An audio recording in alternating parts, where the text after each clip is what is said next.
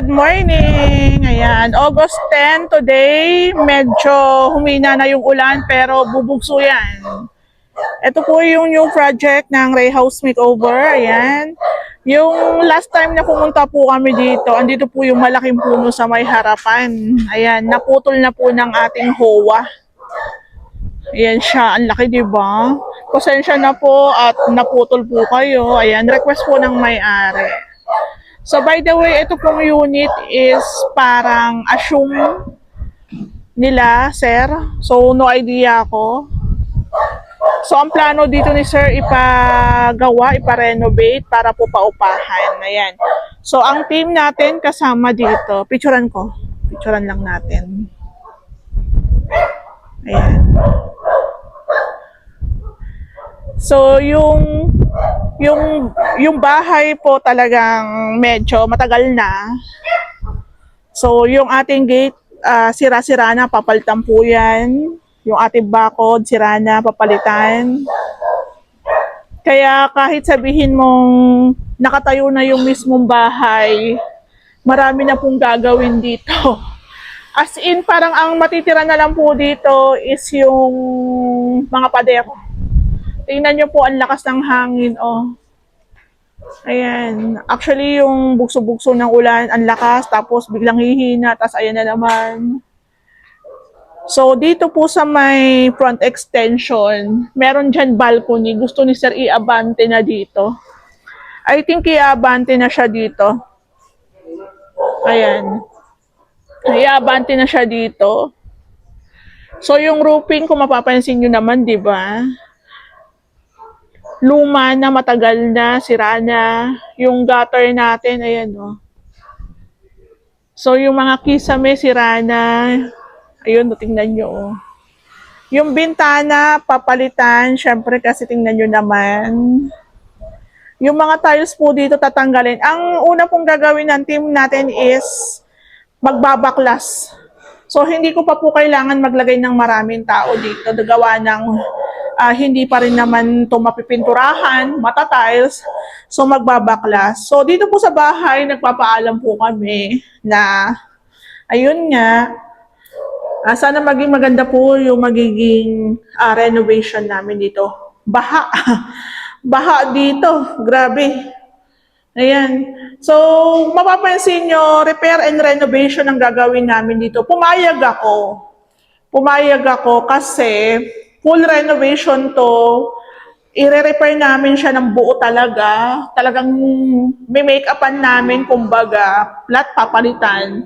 Pwera lang po dun sa mga existing na pader, poste, yung unit, yan na rin po yan. Pero yun nga, baha. Baha. Danda ka, madulas ka. Meron, boss? Ha? Meron. May ilaw pa rin, So, ito breaker, oh.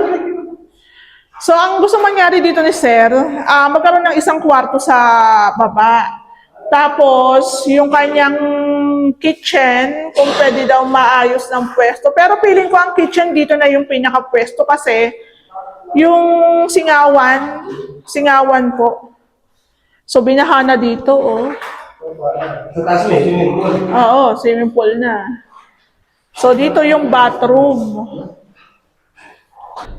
So, dito po yung bathroom. Ayan.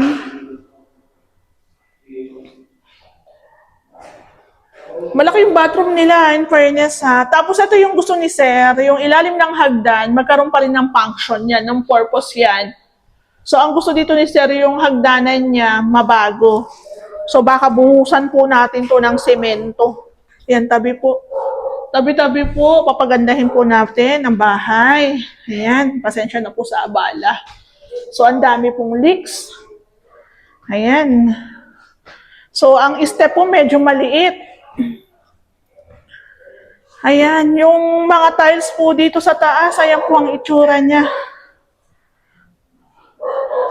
So, talagang, pag napanood mo sir tong vlog ko, yung itsura po talaga ng bahay, mga pader na lang po ang matitira. Yung mismong unit na lang ang matitira. The rest, tiles, tatanggalin. Tingnan nyo to. Meron na tayong swimming pool dito. So, ito yung gusto ni Sir. na itong pinaka-balcony niya, umabot na po dun sa may harapan. So magkakaroon kami dito ng slab, bubuhusan, pero tutuklapin po muna yung mga tiles. So maganda nga rin po yung bahay, hindi siya sagad. Dahil, kumbaga, kung magkakaroon tayo ng waterproofing dito sa side niya, may access tayo. So yun din po yung kagandahan na hindi sobrang dikit. So baka po magkaroon ng changes yung format ng ating roofing para isang bagsak na lang po yung ulan. Ayan, tabi po. Ito po yung isang kwarto. Ayan. So yung ito nakaano. So baka po palitan natin yung ibang partition. Yung mga pinto, papalitan na. Ito yung isang kwarto.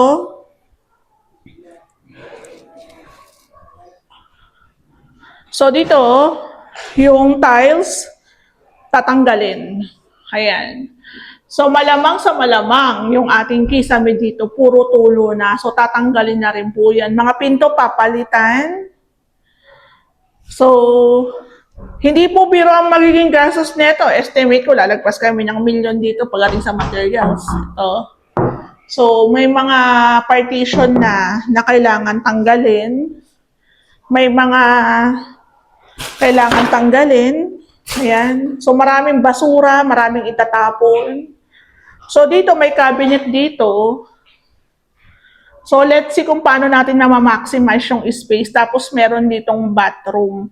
I think, ang bathroom, dapat ang pinto niya, hindi dito sa isang, kumbaga, common. Gawin natin siyang common bathroom. Kumbaga, kung dalawa yung kwarto dito sa taas, dalawa silang makakagamit ng ating bathroom. Ayan, o, diba? So, yun ang sinasabi ko sa inyo na pwede kami basta kaya po ang labor namin. Hindi naman mahal. Sinisingil lang namin yung tama at sakto. Gawa ng malaking unit po ito eh. Nakagawa na po kami ng 100 square meter plus. Alam namin kung gaano katagal aabutin. Gaano po aabot yung materyales. So, yun. So, marami tayong babaklasin dito talaga, papalitan na. So, lahat po ng wirings dito, papalitan. Panibagong wirings tayo.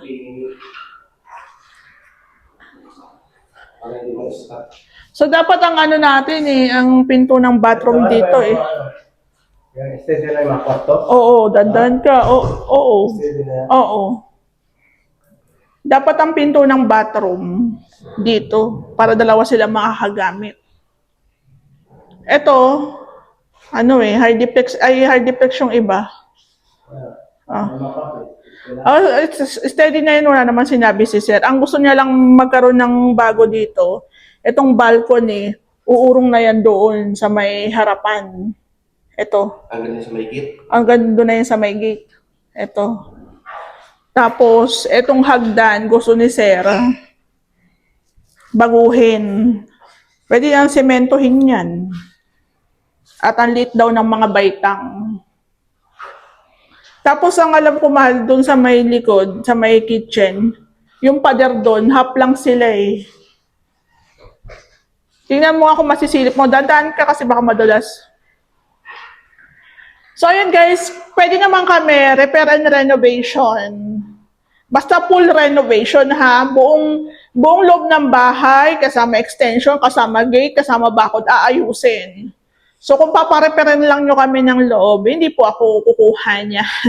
So, ayun, basta kaya yung labor namin. Pero, sabi ko nga sa inyo, hindi ganun kataas kasi magkano lang din po ang napupunta sa amin ni Ray. Sa 100% na labor, ang napupunta lang po sa amin is 20 to 30%. The rest, 70%, 80% napupunta po yan sa team. Kasi ang pasahod ko, ang helper ko, 600, 700 yan. Ang mga skill ko, 800 to 1,000 plus. May mga ganun ako kasi medyo matagal na. So, ang tatanggalin natin dito, tiles, mga sticker, kisame, dahan-dahan kasi madulas. So, ito lang yung main concern dito ni Sir is yung hagdan niya kasi nga masyadong linggit. Tapos yung ilalim ng hagdan, kung yung ilalim ng hagdan gusto ni Sir magamit pa rin. Tapos, ito daw, Yung sticker mo, gagamit ko. hindi, hindi yung ilalim ng hagdan gusto ni Sir, may purpose pa rin. Tapos ito tingnan mo, ito daw glass block na to, gusto ni Sir tanggalin daw yan. Ang alam ko dun sa may likod niyan, parang hindi pa nakasagad yung pader sa likod. Oh, kaya nga. So, nakakatakot kasi madulas. Madulas ang yung mga tsinelas. Ito, oh, tingnan niyo to. Lumobo na yung pintura. So, dito, sir, kung mapapanood niyo yung vlog ko, tsaka na po natin siya i-figure out kung saan po yung magiging final na pwesto ng ating, ng ating kwarto. Kasi sa likod po, may dirty kitchen pa. Bumaha na, hindi na ako makapunta dyan, no? Ayan po, oh. Tapos sa likod, sir, wala kang sariling, parang kalahati lang yung pader mo. So, magdudugtong po tayo doon.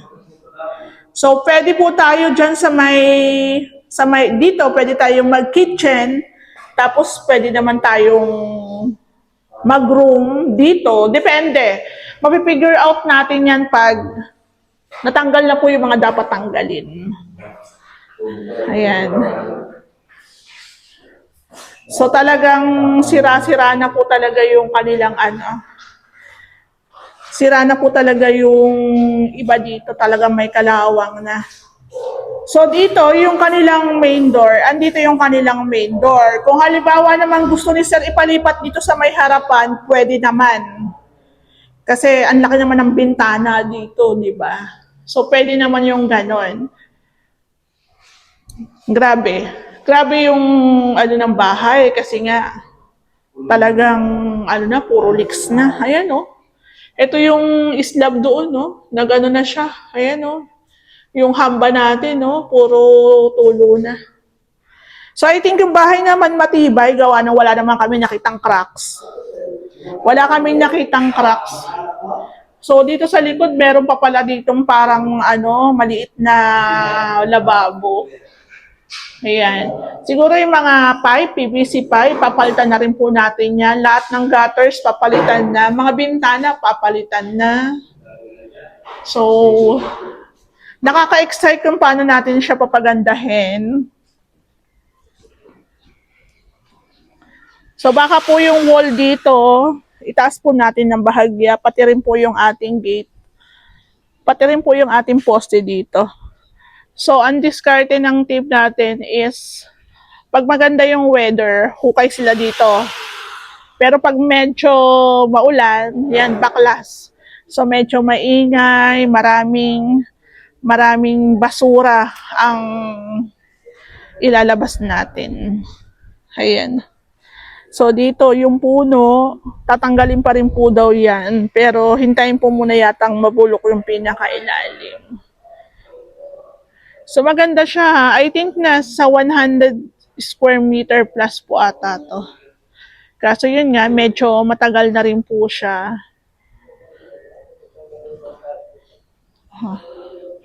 Tapos, sako nyo na diretso yung Ayan, o, diba? Dito ang gusto kong malaman kay Sir, kung hanggang dito, kung dito po lalagyan ng roofing. Kasi tingnan nyo, kung wala ditong roofing, ang laki ng space. Kung let's say, meron halimbawa yung uupa, meron gatherings. So, ang laki ng space nito, apat na tables, pwede dito. Pero syempre, magagamit mo yung space na to kung meron tayong roofing dito sa may harapan. Since dito po is naka-balcony tayo, naka-abante tayo hanggang dito po sa may harapan. So, sayang yung space, di ba? So, ako masasuggest ko kay Sir, dapat meron din ditong roofing. So, basically talaga, gagastos si Sir sa materyales. Medyo malaki ang gastusan. Ang mahal pa naman ng materyales ngayon. Diyos ko, yero pa lang magkano na. Ayan, magkano na, di ba? Tapos tiles pa. Kasi ganyan, kasada. Before sa kasada yun eh. Ayan. O, di ba? Ito, hindi rin siguro kayo mamaya.